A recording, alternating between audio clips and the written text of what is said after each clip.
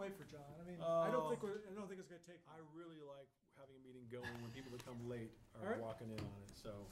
We're ready to start. I think our television is ready to plunk the magic twanger, if you're old enough to remember that, reference. You never heard of that? There's an old radio show my dad had to listen to called Fibber, McGee and Molly. Yes. Yeah. And he goes, he go, plunk the magic twanger, Molly.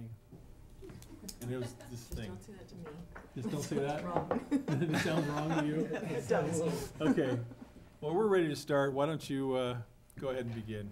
Okay, I'm going to turn over to Liz. Liz, as I think you all know, is the person that handles claims in our office, and that includes handling the hazmat claims, which we've had a fair number of lately. But the reason why we're here is we've got an appeal coming up at the end of this month before the council, which under our code is what has to happen with hazmat appeals. And I'll let her take it from there. For those of you I haven't met in person, I am Liz Elliott. Usually my name comes across the tort claims, but under ordinance 2, I guess the hazmat starts at 22160, but where we're finding ourselves currently is under 22210, and that outlines the appeal procedures for those people disputing hazmat bills that they've received from Lincoln Fire and Rescue. As most of you probably know, if a gas line is hit during digging, like right now where we're getting aloe and the windstream people starting to dig, they're hitting gas lines. Because it is hazardous material, LFR is called out and they respond to those. Fees for those calls are outlined in resolution 89978, so that the costs and the expenses associated with that are clear and approved by council. LFR then sends out a bill to those who have hit the line, and most of the time they come back and say, yes, we did, we're paying. Occasionally they come back and say, it was not marked, or it was marked inappropriate or incorrectly. I then contact Black Hills and USIC. I get information from them. They then, 99% of the time, say the contractor's correct, we mismarked, and then just bill us. So then those bills are rerouted to Black Hills or USIC accordingly. There have been a few now that are being disputed, that have now gone through this appeal process. Since I've been here 3.5 years, this hasn't ever come up. So I thought it would be important to just give you guys a heads up on what the process is. The ordinance doesn't specifically delineate exactly how these go. They just say that the appeals shall go before council. The council shall set a time and place for the hearings. They do have to give notice of that hearing date to the appellant, and then the hearing is had, and after the hearing is had before council, council has 30 days then to make a decision. 30 days, huh? 30 days from the dates of the hearing. So is there anything in the ordinance that says when those meetings or those hearings are held? No. So we could have it right before a city council meeting like we have for the Board of Equalizations, or Even during. I don't Even think there's during? anything that would prevent you from doing it during. Just put it someplace on the agenda and take it, treat it as if it's a claims appeal. I mean, a hearing's a hearing, and if Okay. it's part of the meeting, you can do that. And these 3, that's how we've done it.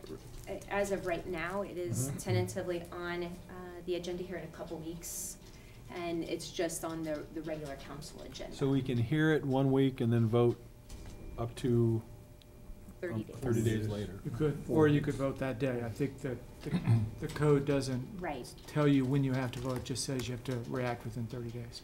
right. So yes, it could be that day, it could be a week or 2 later, whatever you think is appropriate.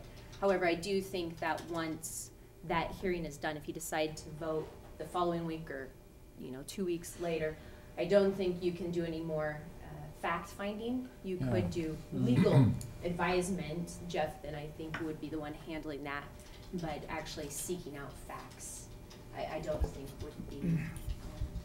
So at the time we have the council hearing, that would also open up public hearing? Yes. No. It's not a public hearing. Right.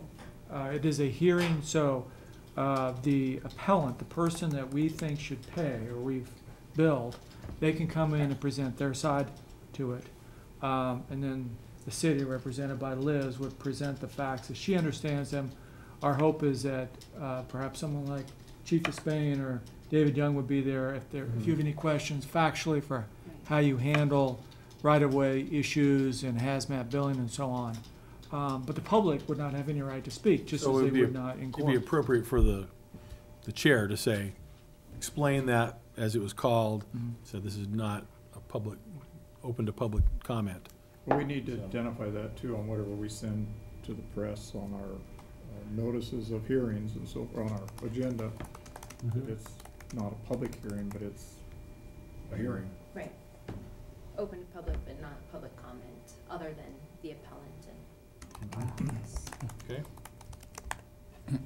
Can we just back up for those of us who are less familiar with this process? All right, so what is normally happens and what is happening right now? So normally you have hazmat claims and they would be for what? To bill for LFRs going to people's houses or for something getting, like their lawn getting messed up? What are we talking about specifically? Good question. They're actually, what these ones are for is just a contractor, say for Allo, is out there digging to lay fiber optics. And in the process of digging, they hit a gas line. And because of that gas line being hit, it's broken, gas is emitting in the air. LFR then is part of the response team, LFR, and then that utility owner, so Black Hills, would be called out. And because of LFR's resources being called out for that, that is what the contractor is billed for, is the LFR resources in responding to that call. Because a lot of times, it might just be a small line, but sometimes it's a larger line and they have to cordon off the block, they have to keep everybody back, that kind of thing, until it's fixed.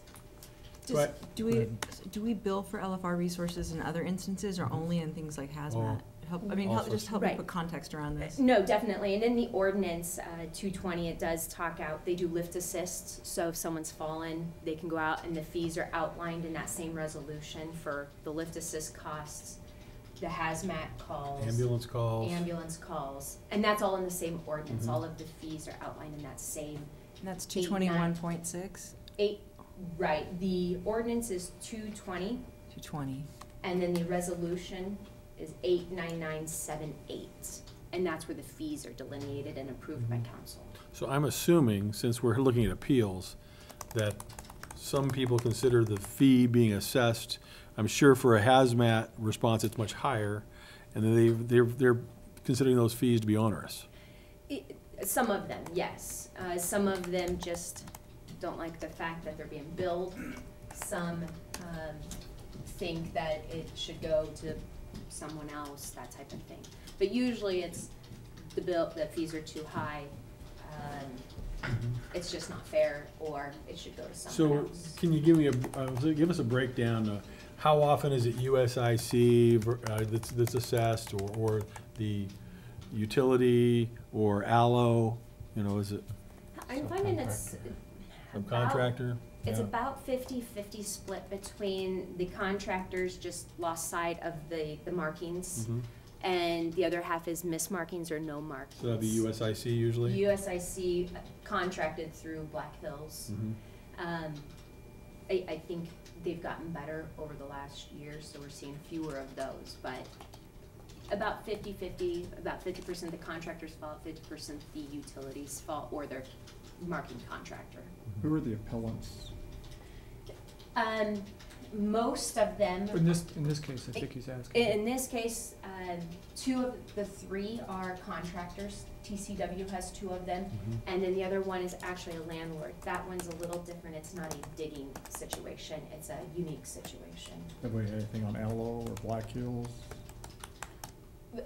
Recently, for these, not for this appeal hearing, most of those have been, not most, all of them have been resolved without having to go through the appeal process. Someone, either the contractor of Black Hills or USIC, has taken responsibility for it. And typically, it wouldn't be Allo or Black Hills because they have contractors. Black Hills will hire a company to do their locating, their line location for them. Allo has companies doing the boring, the digging, and so it'd be the contractor rather than Allo that would be responsible on their end. But we also have done, I mean, we've done hazmat cleanups for years, and it could be a gas tanker tips over, or even a rail car tips over. And so you've got a chemical or gas or diesel fuel that has to be cleaned up, and it's LFR that responds. But the fact that, and I don't know, John, have you ever sat in on one of these appeals? No. So, This I is a mean, we've new never thing. had one. Well, so we since haven't I've had been one in here. almost 20 years, huh?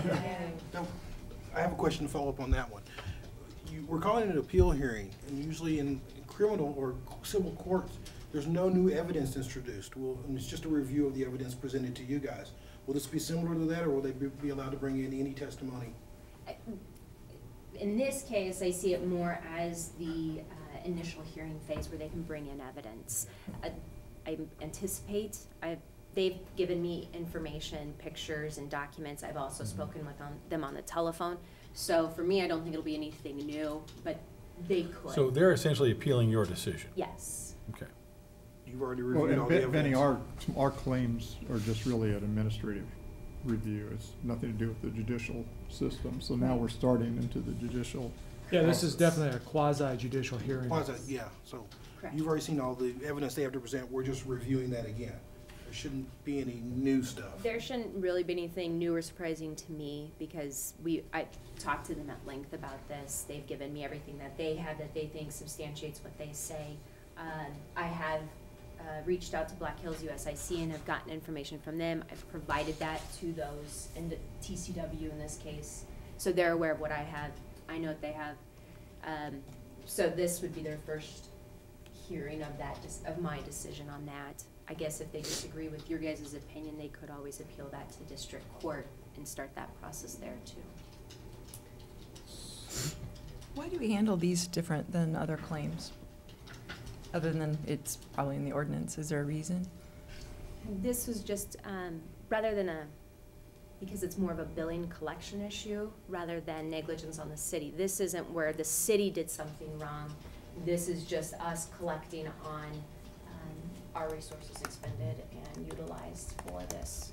There are Service a provided. couple of other examples in the code where people have the right to appeal to the city council. You haven't seen those just because they don't come up very often, but I think the thought process of the city council that adopted that code is there could be some bureaucrat that is acting arbitrarily, and for fairness, this gives a person an opportunity to come to the city council and have more of an objective view of the evidence. I think we have had some claims for ambulance reimbursements if they were assessed by Okay. LFR or the enterprise fund, so it could be somewhat similar, but, so we haven't heard it. If it helps. So maybe this kind of helps understand, Lincoln's kind of picking up something that's been done for a long time where they separate hazmat from the standpoint of when we originally created the fire department, it was to, protect buildings and property and business from fire. And then we get mission creep, and that might be into EMS, or it could be into USAR or some other project. In this case, is the fees were kind of set up to ease the burden on the property owner or property taxpayers for something that's primarily a business function. Typically, this is a business function. Somebody's hauling, transporting, gas line is being transported for a utility. So that's typically where they see that. So if it seems awkward for this, charging for this is the industry standard to charge for that. Our rates may be higher or lower depending on our geography, but this is a pretty common, in the fire service in general, this is a pretty common process. Yeah. Carl, you have a question? Yeah, I do. So are we looking at negligence like in a claim, or responsibility? What is it that we're trying to? I think it would be the responsibility for it. The law's pretty clear on who's responsible on these dig hits. The utility companies have a duty to come out and mark, and they're given within 2 feet that this mark can be in. That mark indicates, hey, digger, there's this utility within this area. Mhm. If they fail to mark it, that falls then back, the liability for that falls back on the utility. However, if someone just ignores the line, digs and hits, even though it was marked appropriately, it would go back then to the contractor and the responsibility. So it's more of looking at the responsibility for who hit that line. Okay. And we've got 3 cases? So we have 3, only 2 are digging, and they're both TCW, and the facts are very similar, and their arguments the same for both of those. And ballpark estimation as to how long each, or the total would take for these 3 to be heard? I can't imagine that each one would take more than, 10, 15 minutes at most. I think TCWs could be lumped together because they are essentially the same facts, the same argument. And so I can't imagine that together taking more than 15 minutes. Are these missed markings or no markings? There were markings, and from my understanding that they were correctly marked. Okay. So, in essence, these are appeals from your decision coming to the city council. And I assume that if they don't like what we say, they can appeal it to district court. Correct. Yeah. Okay. And can you give us an idea how much these charges are? I should have looked before I came in, but typically they're anywhere, I want to say from 1,000 to 3,000 each, somewhere in that frame each call is. One of the calls is, like I said, a landlord, it was a spill, gasoline spill, and that's all that one was. The other 2 TCW were digs, so they're a little higher. I have a question for the chief. Chief, about how long does a typical, like a gas line being ruptured, how long does that take your resources out of play? So it depends on where it's at and the extent. The downtown, it takes longer because the chances of it getting into buildings in the more suburban areas not as long. But if we wanted to look at an average time, I'd say probably about an hour, hour and a half is typically what we see, but some of them are 5 hours. What kind of units respond? So we'll have basically your engines and our trucks, and then what we would call the hazmat, either the air unit or the hazmat unit, because they have the monitors and they will set up monitors in various areas. Then once they figure out what they need, they can actually, kind of send units back into service and keep the monitors. It just depends on. So when Air One or the hazmat unit responds, doesn't that take a separate unit out of service? Yeah, because of the that's- personnel are out of? Yeah, that's taking an extra unit out.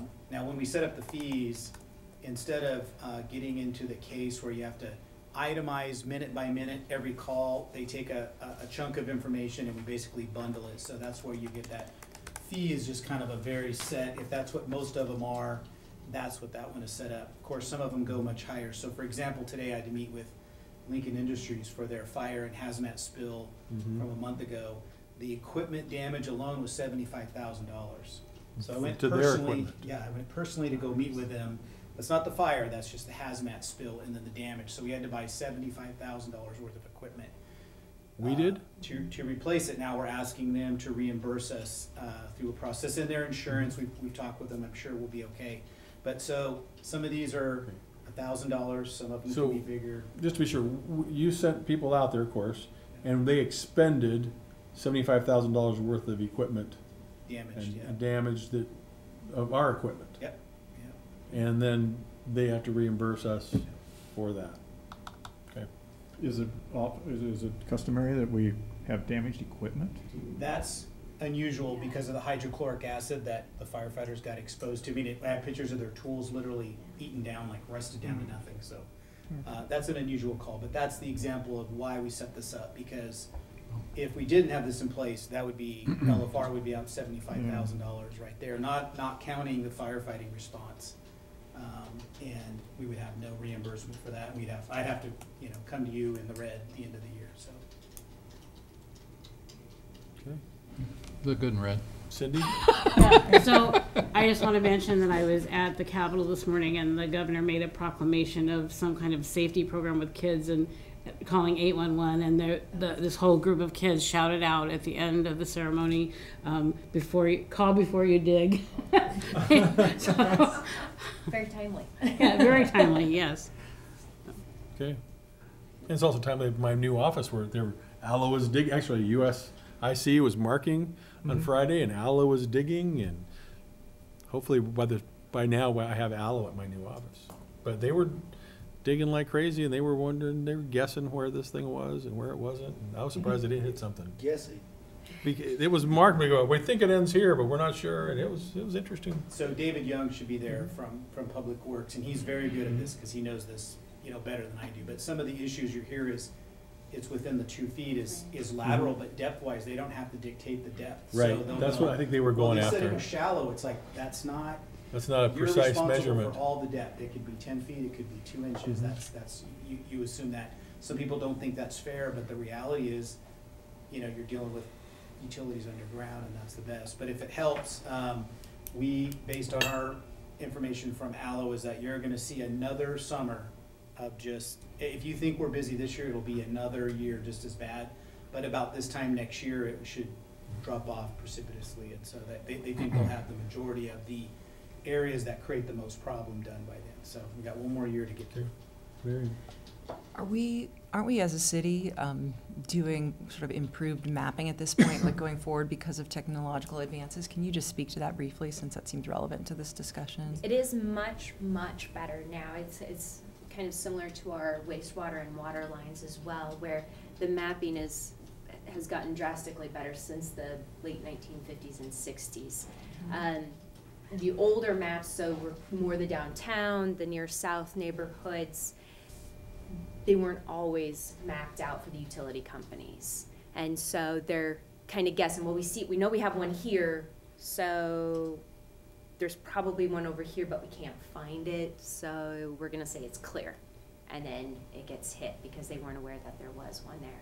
One interesting one that we've had was Black Hills had an old line, and they marked it, it was fine, they did a good mark on that one. Contractor hits that old line, they get to it, they hand dig, they find the old line, like, okay, here it is, we're good to go. Well, what they didn't realize is that was an old closed line, and the new line was a foot lower. They hit it and had a gas leak off of that. So there's those problems too, because they abandoned one line, but they don't, they can't go through and pull it all out, so it's abandoned, but it wasn't marked that there was a newer line below it. So what kind of reassurances can the city give businesses and residents about improvements in mapping? Is David gonna be able to speak to that, or? I think David could probably speak to that a little better than I could. I do know, in just conversations with Black Hills and our own water and wastewater, is that now we wouldn't have those problems with the newer lines or the newer utility locations, that it's much better. It's just the older parts of town. Are these cases older parts of town by any chance, or are they? I wish I would have brought those. They're not the new parts, that's for sure. It's not downtown area though, either. With this new mapping we're doing, are we working toward getting the depth as well as the? State law doesn't require that the utility providers tell you how deep it is. All they have to do is, hey, there is one in this area somewhere. And that's all state law requires. But So I don't know if utilities are, if they're marking that. I do know that is, as Chief Disdain touched on, that is where a lot of frustration comes from. What I've heard from the contractors calling is, hey, Black Hills or the utility company assured us that it was dug deeper than 2 feet. We were only digging 18 inches and we hit it. I'm sorry, the state law just says it's here. You gotta be careful no matter how deep you go. There's no requirements on utility companies to do that. Would you maybe pass on to David Young as an informational element, if we're going ahead and mapping all this, it was a Beehive that's doing it or whoever, that we ought to try to do, start from this point forward and see if we can get some depth as well. We're not gonna make any assurances, I don't think, we don't make guarantees to them, but at least we, from this point forward, and as new lines are put in, we can try to map it accordingly. And I know our city, our water, our wastewater, they can pretty much tell you how deep. It's the utilities that aren't city-owned or regulated that way, I think. But It's tough if people change their landscaping, if it's, then all of a sudden something that was right, 2 feet down is 3 feet down. yeah. And I think industry practices change over years, where it might have been at one point in the 1960s, okay, to only go 24 inches. Now we want it 48. That part I don't know. But I think you're right. Even if they can say at the time of installation it was this far down, that would be better than nothing. Yeah. Okay. Anything else? Let's take a brief break and then We'll go into our director's organizational meeting in a few minutes.